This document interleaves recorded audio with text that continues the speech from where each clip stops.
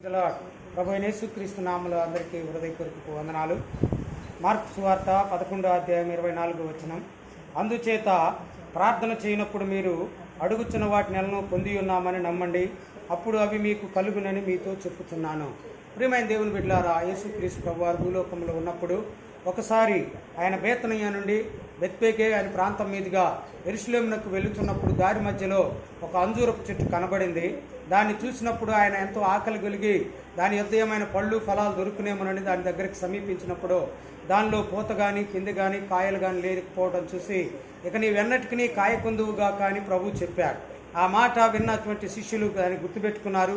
మరునాడు ఉదయం అక్కడికి వచ్చేసరికి ఆ చెట్టు ఎండిపోవడం చూసి, బోధకుడా, ఈ చెట్టు చూడు ఎలాగ ఎండిపోయిందోనని ప్రభువుకి చెప్పినప్పుడు ప్రభు చెప్తున్నాడు, మీరు దేవుని యందు విశ్వాసం ఉంచండి, నా యందును విశ్వాసం ఉంచండి.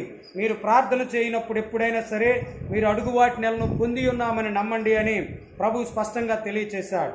ఎందుకు ఈ మాట చెప్తున్నాడంటే, మనం కూడా దేవుని బిడ్డలం, యేసు ప్రభువారిని దేవునిగా ప్రభువుగా రక్షకుడిగా అంగీకరించి రోగం కావచ్చు, ఆర్థిక సమస్యలు కావచ్చు, కుటుంబ పరిస్థితులు కావచ్చు, ఎగ్జామ్స్ కావచ్చు, బిడ్డల ఎదుగుదల కావచ్చు, వృద్ధాప్యంలో పోషణ కావచ్చు, ఏదైనా కూడా నీవు విశ్వాసముతో ప్రభువుని అడిగినదల్లా పొంది ఉన్నామని నమ్మినట్లయితే దేవుడు నీ కార్యాన్ని సఫలం చేస్తాడని యేసు ప్రభువారే స్పష్టంగా ఈ మాట మనకు వాగ్దానం చేశాడు. కనుక దయచేసి మనం ఎప్పుడైతే ప్రార్థన చేస్తామో దాన్నల్లా విశ్వసిద్దాం, పొందుకున్నట్టుగా నమ్ముదాం.